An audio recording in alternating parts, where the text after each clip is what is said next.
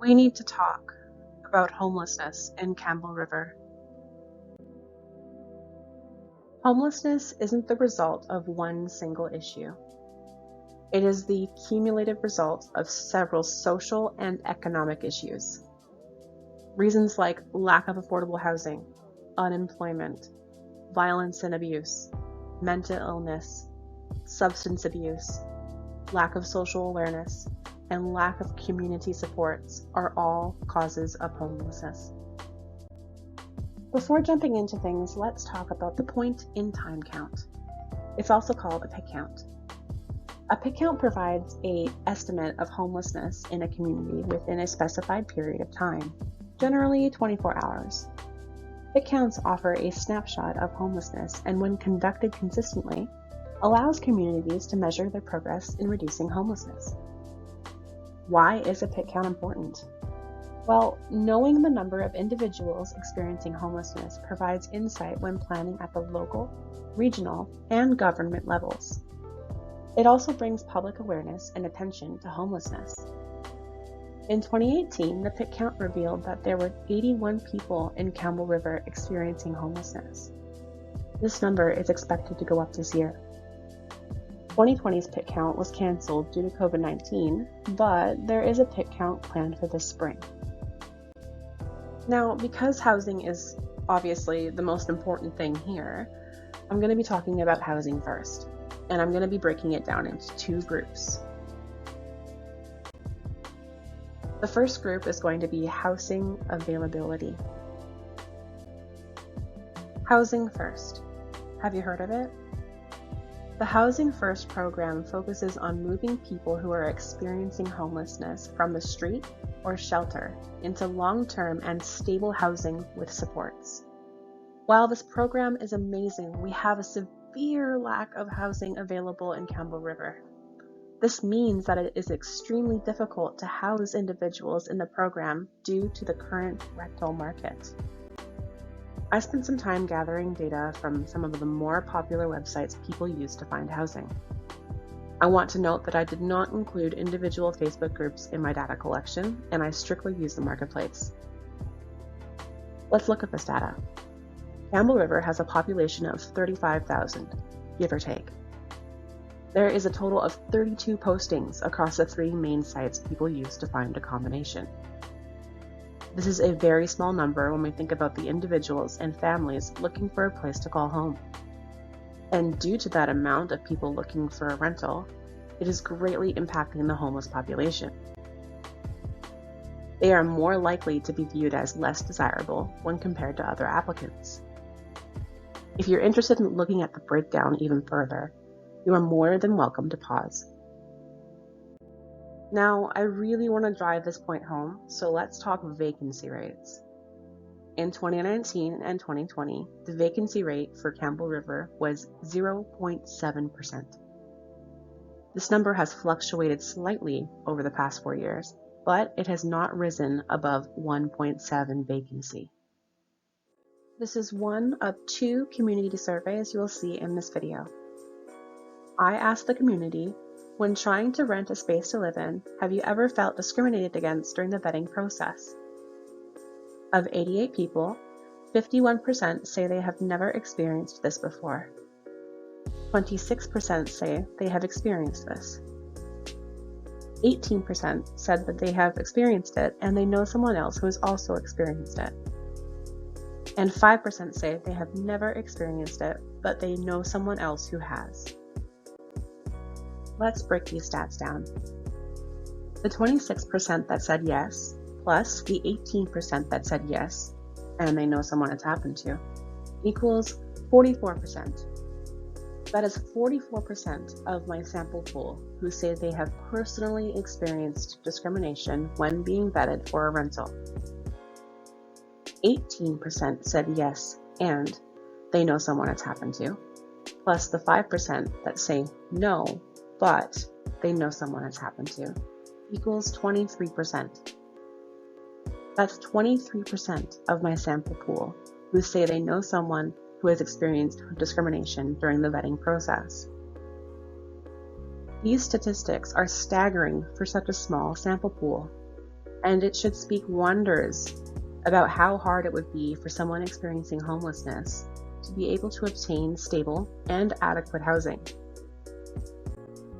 The last group in this section is housing affordability.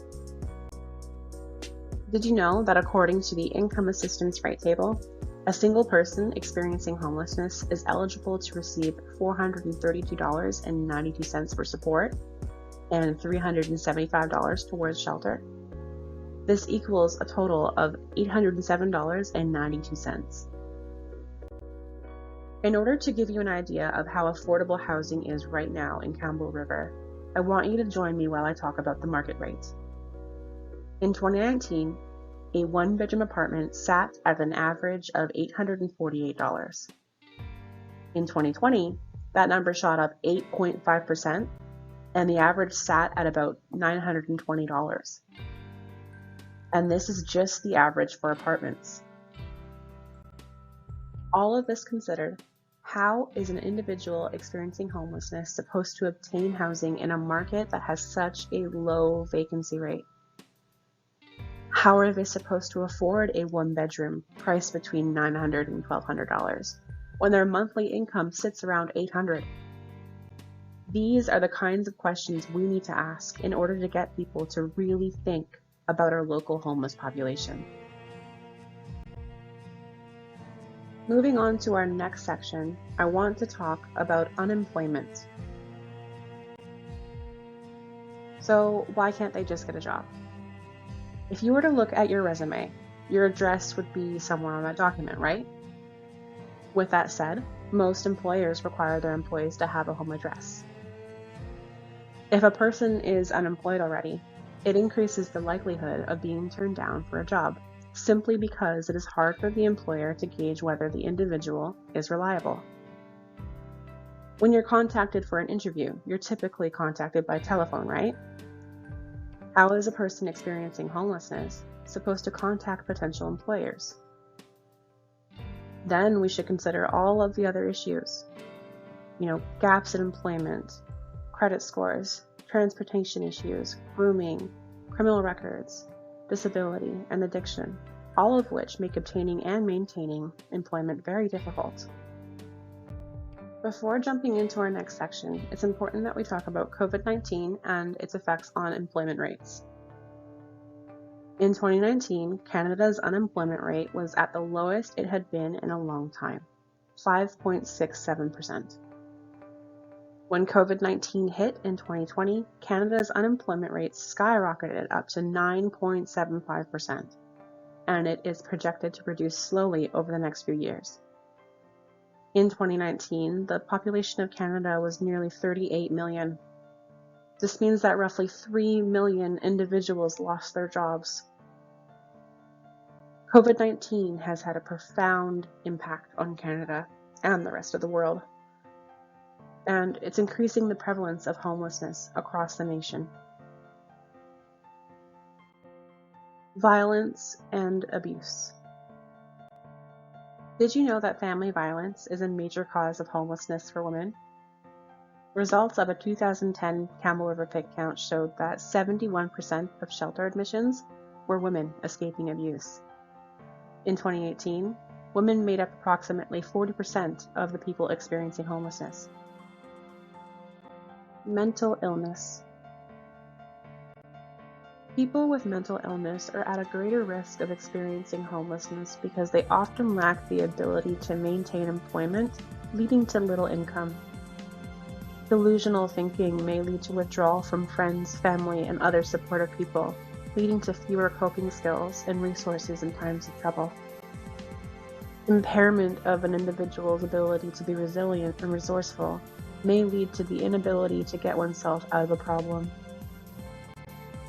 Substance abuse.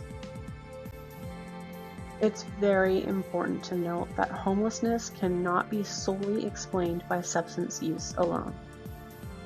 Many people who are addicted to substances have never experienced homelessness, but an individual who is experiencing homelessness is more likely to become addicted.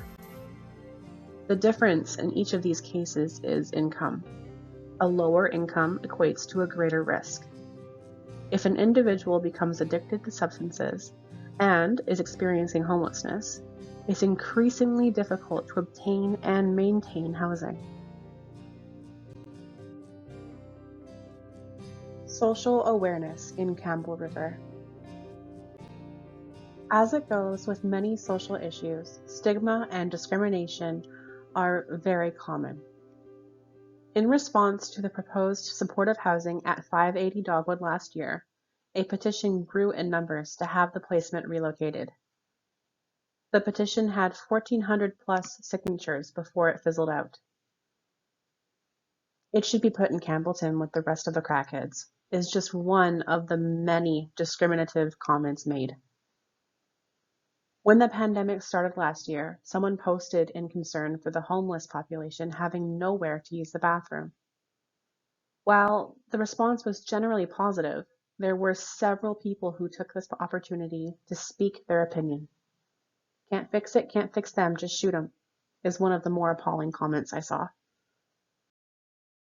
I asked the community, do you support or do you not support the City of Campbell River and non-profit organizations in their quest to help the homeless population? Of 92 people, 60% said they support it, 28% said they're undecided, and 12% said they do not support it. Let's look at these statistics a little more. The response seems to be quite positive, but we need to consider the margin of error in regard to the low number of people that are not in favor. We should consider that a number of people opted not to participate in this because of possible social judgment. With that said, we should focus on the 28% of people who are undecided. If we were to take the time to educate our peers about homelessness and create awareness, we could eradicate that 28% and grow the support for this cause by a huge number. Thankfully, there is a bright side. There are more people in Campbell River who are understanding than we give the population credit for. We could do better, but this is a good thing. This means we are making progress and that people who are educating the population are succeeding in their mission to reduce stigma. This is amazing. Finally, let's talk about community supports in Campbell River. The John Howard Society. While this is the only active support in Campbell River offering help in preventing homelessness, the things they offer are anyone's best chance at beating homelessness. If a person has housing but might lose it, they will advocate on their behalf. If a person is experiencing homelessness, they will assist the individual in trying to find a place to live. They even have short-term financial assistance available to those needing help with rent, hydro, and storage costs. This is a movement you probably haven't heard of. It's called the Coalition to End Homelessness. They're a collaboration of non-profit organizations, indigenous organizations, government, business representatives, faith organizations, and others who are working to address homelessness. Their objective is to speak with one voice to address the priority needs of individuals who are homeless or at risk of homelessness in Campbell River. There has been some recent changes in Campbell River and they are so positive. While we've made some steps backwards, we definitely have made many more steps forward in recent years. In July 2020, the province and BC Housing purchased the Roseball restaurant, which was renovated and turned into bridge housing for 20 individuals experiencing homelessness. That same month, the province and BC Housing also partnered in developing the 50-unit supportive homes at 580 Dogwood. Our lives become unimportant when we become silent about things that matter. If you or someone you know are experiencing homelessness in Campbell River, please call the John Howard Society at 250-286-0611 and ask to speak with a homeless outreach worker.